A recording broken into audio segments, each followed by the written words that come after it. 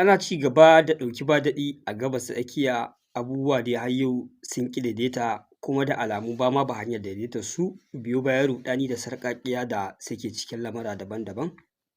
Siyasa ta Gabas ta Tsakiya kullum kwan gaba kwan baya, kullum kawo ruɗani, tashin-tashina kawai take a tsakanin ƙasashen Larabawa. Wato ƙasar Saudi Arabia dai tun da aka yi mata dabara aka mata hikima aka jefa ta cikin wannan yaƙi, to ita ma fa yanzu ta kasance cikin tsaka mai wuya kwatankwacin irin wadda Amurka take ciki, wanda kusan yanzu ƙasar Saudi Arabia bayan ƙasar Amurka dai a faɗin duniya ba ƙasar da aka jefa cikin matsala kamar ta, in dai a mas'ala ce ta tare hanya ta Strait of Hormuz da Red Sea. Wanda a yanzu haka maganar da nake muku a jiya, dakarun Houthis sun kai farmaki kan ɗaya daga cikin jiragen dakon mai na ƙasar Saudi Arabia sun ƙona shi, wanda ya kasance aƙalla ina tunanin kamar shi ne jirgi na 8 in ban ɓata lissafi ba. Jirage ko sama da 26 da suka yi yunƙurin wucewa tun bayan tare wannan hanya babu wani jirgi da ya yi nasarar wucewa dole sai da ya koma. Duk wata hanya da ƙasar Saudi Arabia za ta yi amfani da ita gurin fitar da mai, Houthis fa sun tare babu wannan hanyar. Bab al-Mandeb da ɗayar hanyar duka Houthis sun tare. Yanzu kun ga an jefa tattalin arzikin ƙasar Saudiyya cikin wani yanayi a kan matsalar fitar da ɗanyen man fetur. Su waye suka jefa ta cikin wannan matsala? Ƙasar Amurka ce. Wannan shi ne halin da ake ciki tsakanin ƙasar Saudiyya da ƙasar Yemen. Wasu ko kuma in ce wasu mutane suna tambaya wai su wannan Houthis ɗin wai waye? Wai dakaru ne na ƙasar Yemen, mallakin ƙasar Yemen ko ko yaya lamarin yake? Sukan ji an ce Houthis a Yemen suke, shin ƙarƙashin gwamnati suke ko ko yaya lamarin yake? To maganar gaskiya Houthis ba sojoji ba ne na ƙasar Yemen, za a iya cewa Houthis 'yan tawaye ne, wato ƙungiya ce da aka kafa ta tun kusan 1990, wacce take ƙalubalantar gwamnatin ƙasar Yemen a kan nuna wariya da dai rikicin siyasa da addini da aƙida na cikin gida da ya yi ƙamari a cikin ƙasar Yemen, wanda suka kafa wannan ƙungiya. Lamari dai na yaƙe-yaƙe ya fara ne tun kusan a 2014, wannan 2014 ɗin nan kusa-kusa, da suka yi wani gagarumin yunƙuri suka ƙwaci babban birnin ƙasar Sana'a ya koma hannunsu, wanda Houthis suna da matuƙar ƙarfi sosai. Kun ga duk wanda za a ce sun kai ƙarfin da za su iya ƙwatar babban birnin ƙasa, ai kun ga ko lallai lamarinsu babba ne. Sai dai duka abubuwan da yake faruwa a ɓangaren dakarun Houthis ana jingina shi ne ga ƙasar Iran, kusan ana ganin dukkan makaman da suke amfani da shi ma Iran ce take ba su, haka zalika ita take ba su sojoji na IRGC, suna zuwa suna ba su horo da dukkan abubuwan da suke yi. Saboda haka gabaki ɗaya an ta'allaka dukkan ayyukan Houthis a kan ƙasar Iran.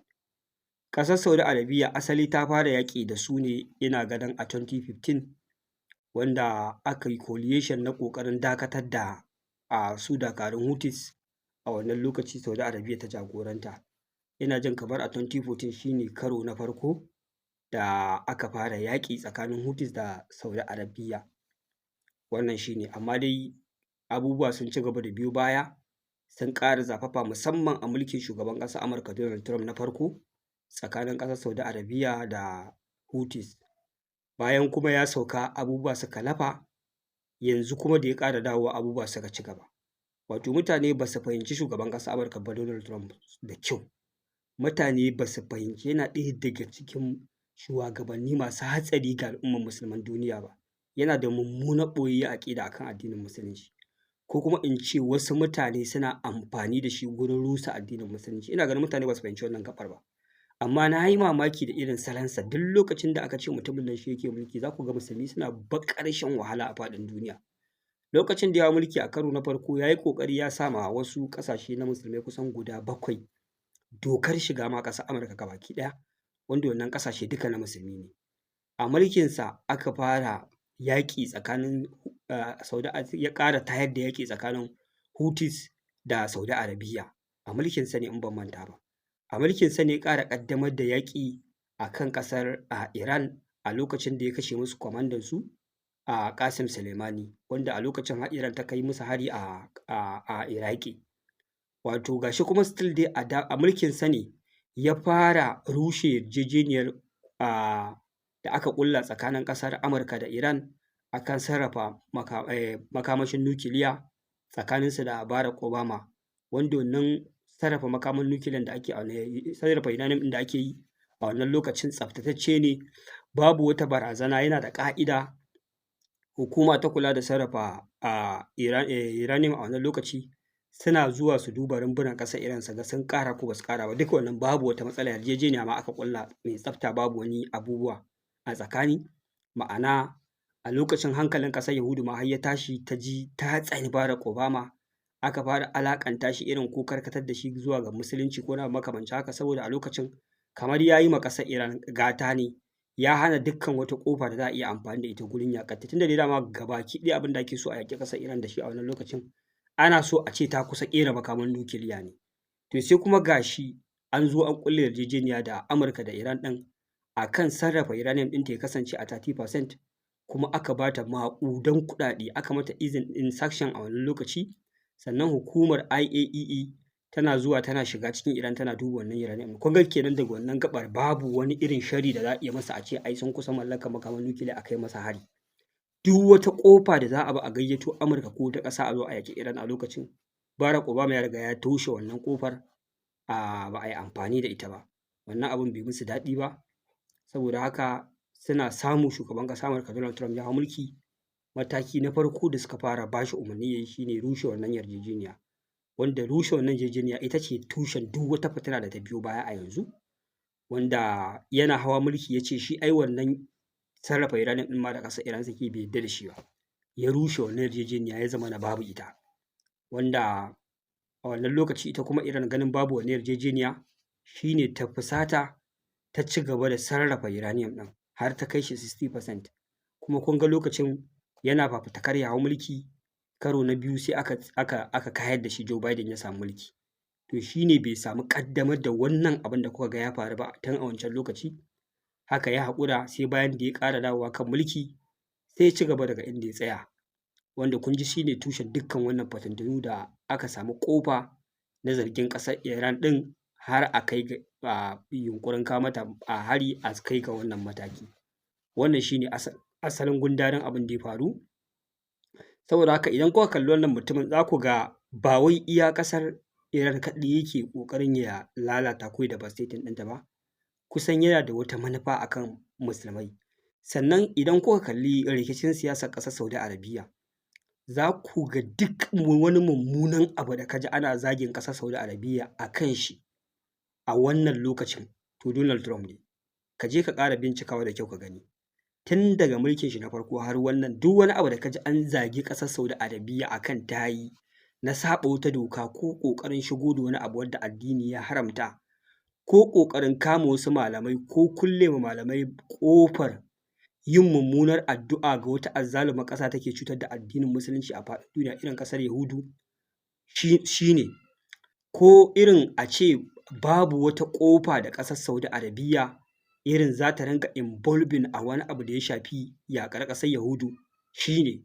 Sannan haka zalika batun irin a ce ƙasar Saudi Arabia ta ba wa mata lenses na tuƙi, da mata ba sa tuƙi a ba su lenses na tuƙi, ko kuma da ba a irin mai da ƙwallon ƙafa wata tsiya irin a yanzu a ce wai ku zo ku gina manya-manyan stadium, ku rinƙa siyo manyan kafiran duniya kuna kawo suna buga ƙwallo a cikin ƙasarku, shi ne.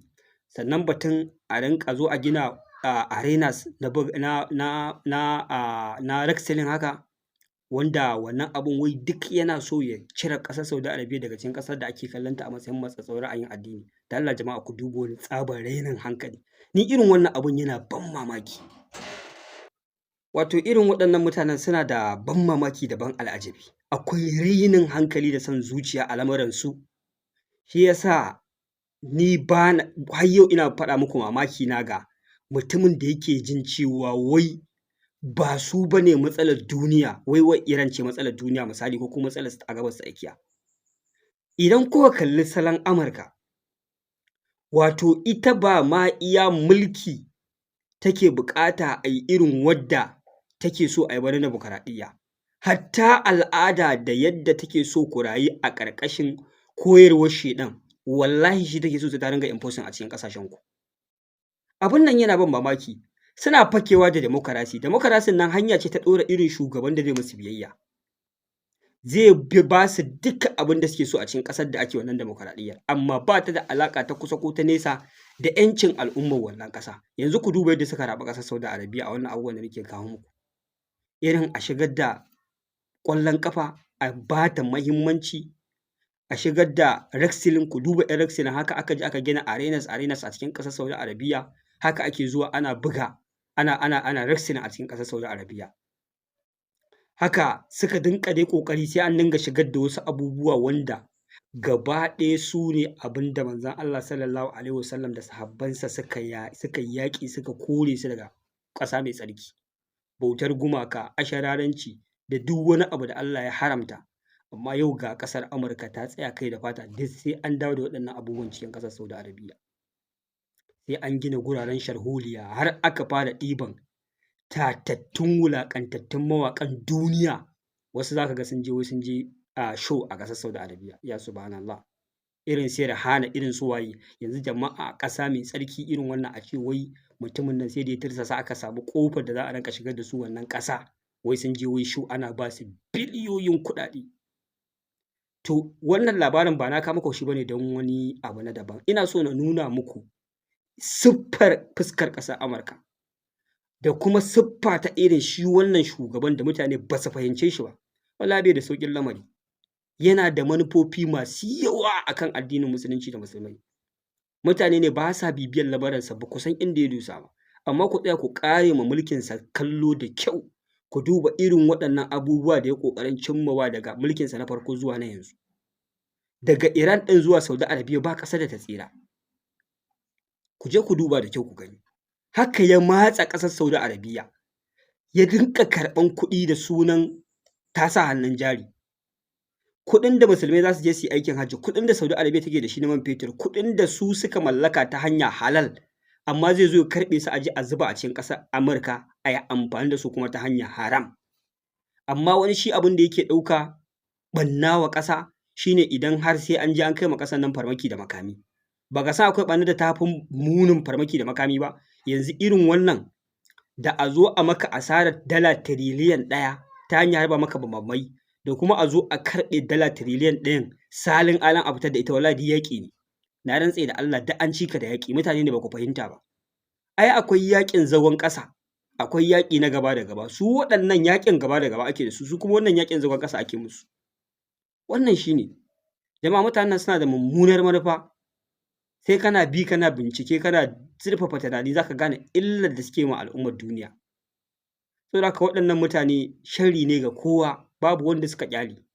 Idan nan ka ga ba yaƙi suke ba, ta iya yiwuwa wani abu da suke da ya fi yaƙi. Wallahi abin da suke a ƙasar Saudi Arabia na rantse muku da Allah ya fi yaƙi. Shi yasa za ku ga wasu malamai ana ta rikici da su.